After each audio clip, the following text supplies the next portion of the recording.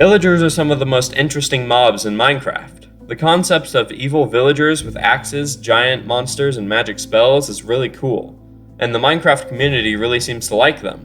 What started out as single-structured mobs has now become a very diverse group of enemies across all of Minecraft's games. There are 28 Illagers that you can find across the Minecraft universe, and today we're going to be talking about them. But first, I'm the Dandalorian, and I'm trying to reach 10,000 subscribers by the end of the year. If you like this kind of content, please subscribe. Now let's get into the video.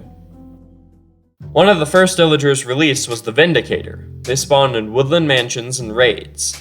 They wield iron axes and use them to attack the player, iron golems, villagers, wandering traders, and snow golems. Their attacks disable shields, and during raids they can break down villager doors. Vindicators that are name tagged Johnny will begin to attack almost anything. The only things they don't attack are ghasts and other Illagers. When killed, Vindicators drop their iron axe, emeralds, and a pillager banner if they're wearing one. If they're killed in a raid on Bedrock Edition, they can drop any of the raid loot. As an interesting note, they're the only Illager with blue eyes. All the others are green. The Evoker also spawns in woodland mansions and raids. They're able to use different magic spells to attack with. The Evoker will wave its hands in the air and summon fangs from the ground that deal damage on contact. If the player is far away, it shoots the fangs in a straight line.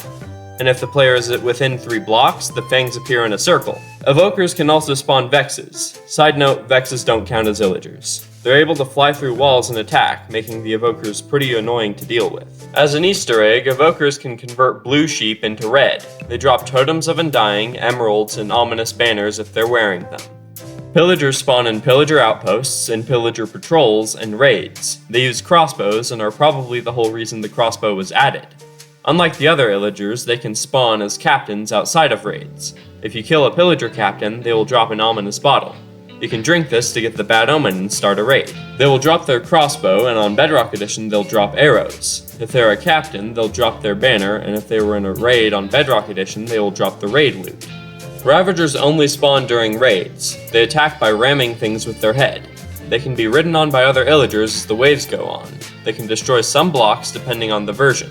On Java, they can destroy some crops and leaves, but on Bedrock, they can destroy almost every plant-related thing. Ravagers can get stunned when their attack is blocked by a shield. After they're stunned for a short while, they will roar, which does damage and knocks people back. They take less knockback from everything, and they will drop a saddle on death. Witches are not technically considered to be Illagers, but they have a lot of similarities, and you guys voted to include them in this video, so that's what I'm going to be doing. Witches can spawn randomly at night, in witch huts, during raids, and when a villager is struck by lightning. They have the ability to use a lot of different potions. They throw splash potions of slowness, weakness, poison, and instant damage at the player depending on different conditions. They will drink healing potions if they're damaged, water breathing if they're underwater, fire resistance if they're on fire, and speed if they're far away from the player. Witches participating in raids will throw potions of regeneration on the Illagers in the raid. If they're at low health, they will throw splash potions of healing. They can take reduced damage from most magic-based attacks, and they have one of the most diverse drop pools of any mob. They will always drop redstone dust, and they have a chance of dropping glowstone, sugar, sticks, spider eyes, gunpowder, and glass bottles. If they were drinking a potion, they have a chance to drop that too. That's every Illager officially released in Minecraft, but there are 2 other ones. The Illusioner can be summoned on Java Edition using commands. It uses a bow and magic spells. It can blind the player, or it can turn invisible and summon copies of itself that can't be damaged. The copies will switch locations after the original Illusioner is hit. It drops a bow, and if it was summoned as a raid captain, it will drop an ominous banner. The Illager was an option in the 2020 mob vote. It came in 2nd place, losing to the Glow Squid. It would have spawned in mountains and dropped blocks of ice on the player as an attack. Minecraft Earth doesn't have any Illagers in it, but since we're also talking about witches, there are 2 variants of it in Earth. Witches in Minecraft Earth acted pretty much the same as normal Minecraft witches, like most of the mobs in Minecraft Earth. They didn't drop any potions, only the other stuff. They spawned on the build template, Witch's Mansion. Viler witches were more dangerous versions of witches. They could do everything witches could do with a few extra things. In addition to the other potions, they would throw lingering potions of harming and poison.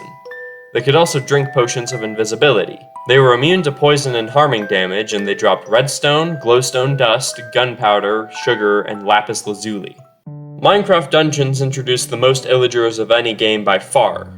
Vindicators wield axes and use them to attack the player.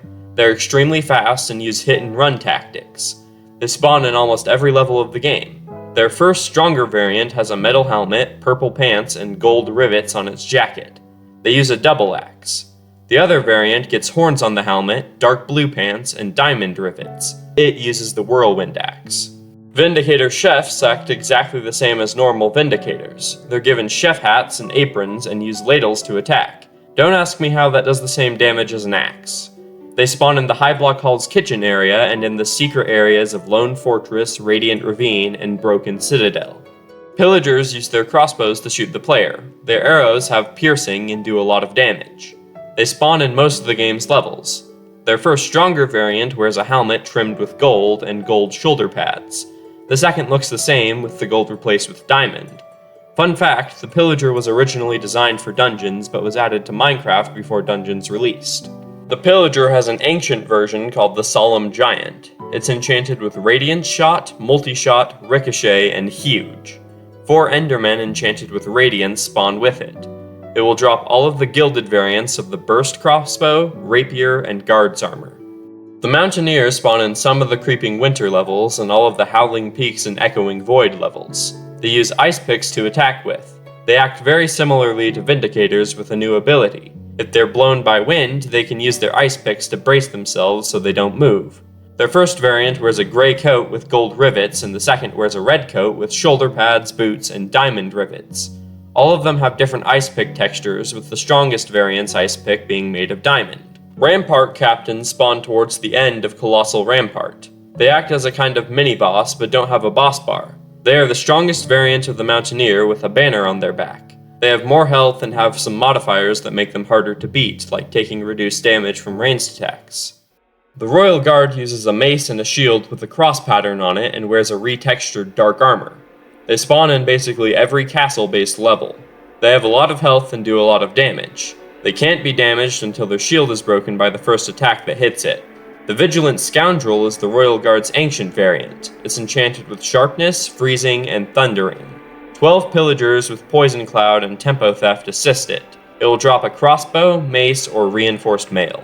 Tower Guards spawn only in the tower. They're one of 2 hostile mobs that are exclusive to it. Instead of a mace, they use a unique spear. Their shield is shaped differently and has a different texture. When their shield breaks, they will begin charging. They run forward, dealing damage if they connect with you. Ravagers spawn only in the Howling Peaks levels. They can bite you, charge forwards and attack, and roar, knocking everything away. They have a lot of health and are able to do some powerful damage. Enchanters are a support mob. They can attack the player with their books if they get too close to them, but it doesn't do much damage. They can enchant 2 different mobs around them, which makes them stronger in every way, and applies the enchantment's double damage or fast attack. It has an ancient variant, the First Enchanter. It has the enchantments Echo, Critical Hit, and Freezing, additionally spawning 10 husks with Swirling. It drops Scale Mail, Claymores, and Scythes. Geomancers have the ability to summon rocks from the ground. It's one of 2 Illagers we see with some sort of hair. It will summon rocks and walls, blocking off and trapping the player. It will occasionally summon bombs that will explode after a few seconds. Its ancient variant, the Frost Warden, has the enchantments Chilling and Deflect. It's assisted by 7 Isolagers enchanted with thorns. It will drop snow armor and snow bows. Isolagers might seem familiar from the 2020 mob vote. The Isolager was originally from Dungeons, so we can see how it might have worked in normal Minecraft. It spawns in all of the Creeping Winter, Howling Peaks, and End levels. It summons ice chunks above the player's head, and if the player is hit, they're stunned for a few seconds.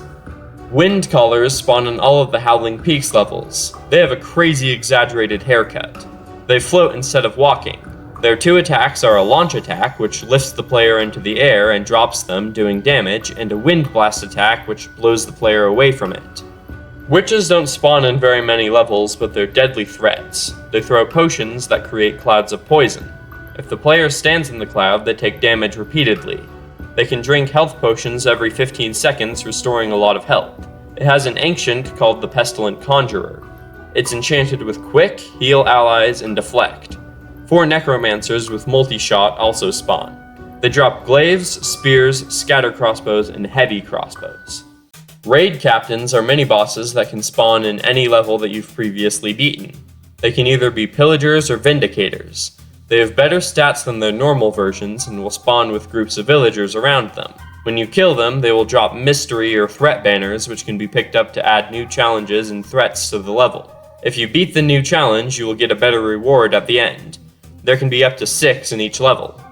Evokers can spawn in most of the levels throughout the game. They are mini bosses and have more health than usual.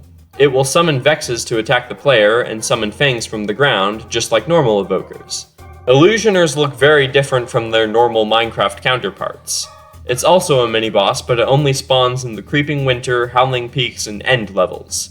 They shoot explosive arrows that act like fireworks. They have 3 other special abilities.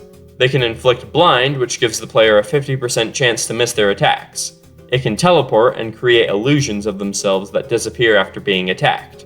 You can differentiate between the clones and the real thing by which hand they hold their bow with. The quote-unquote final boss and main villain of Minecraft Dungeons is the Illager. In the first cutscene, we watch him go from homeless to the king of all the Illagers. In the base game levels, every time an ambush happens, the Illager appears and summons the mobs. In the level High Block Halls, he sits on the throne at the end of the level. He summons one last ambush before teleporting to the top of the obsidian pinnacle. When you reach the top of the pinnacle, the boss fight starts. The Illager has a ton of abilities. His basic attack will shoot out 3 purple blasts that do damage. He can summon 3 different mobs. He will summon a circle of 10 to 20 Vindicators and lines of 20 Pillagers. He can also rarely summon a redstone golem. He can also enchant the mobs that he summons like an enchanter. If the player gets too close, he will randomly teleport around the stage. He has the second lowest health of any Dungeons boss, but that's because after you beat him, the Heart of Ender is summoned. It's not technically an Illager, so we'll talk about it in a different video. After you beat that, you will find the Illager struggling with the Orb of Dominance. After a short cutscene, the Illager is released from the Orb's mind control and becomes good. The final Illager from normal dungeons is this weird, unused Illager that appears in one cutscene when Illagers are being teleported to the end. It also appears in the image for the Diver's Dozen achievement, along with an unarmored royal guard for some reason. It wears a brown robe with a collar. 3 unique Illagers appear in the arcade version of Dungeons. The giant royal guard appears throughout the obsidian pinnacle level. It will attack the player by slamming the ground with its mace, swinging it in a circle, and charging forwards. At the end of the Squid Coast level, a normal royal guard is enhanced by the Illager, turning it into a giant and giving it the same abilities as the normal one, just with a lot more health. Its eyes and helmet accents turn purple, differentiating it from the other giant royal guards. The mage also appears at the end of Squid Coast. It's enchanted by the Illager and then teleports away once the fight starts. Clones of the mage will appear in the arena, running towards the player and lifting them into the air with magic. These were originally intended to be in normal Minecraft dungeons, but they were cut. Okay, finally we're done with dungeons. Let's move on to legends. Warriors are unlocked after destroying a certain amount of piglin bases. You can find them in villages after that, or spawn them at warrior huts in versus mode. They are pretty clearly just Vindicators with a different name. They use axes to attack enemies and take reduced damage from ranged, crush, and fire damage. They are best used for taking out high health enemies. Witches are unlocked after defending a village. You can spawn them at witch huts in villages, and they cost gold, lapis, and prismarine? That's a big cost for one unit. They throw potions that do splash damage and knockback and inflict poison. Cauldrons will buff them more than other mobs, so they are a good combo. For some reason, they have a ton of weaknesses and resistances, so I'm going to rapid fire them real quick. They take more damage from Spore, Crush, Explosion, Sniper, Dart, Blunt, Melee, Roll, Blaze Rod, and Charge attacks, and they take less from chopping and ranged attacks. Finally, for the last game, just like Minecraft Earth, there are no Illagers in story mode, but the witch appears 3 different times in the level A Block in a Hard Place. A witch will defend its hut if Jesse tries to take its cake, and it will attack the main group later. One also appears in the maze at Ivor's lab. So with that, we've seen every Minecraft Illager ever. Let me know in the comments if I missed something. You guys voted for the next video in the series to be skeletons, so be on the lookout for that. But if there's another video you want to see, suggestions are always welcome in the comments. Anyways, have a great day, and I'll see you next time.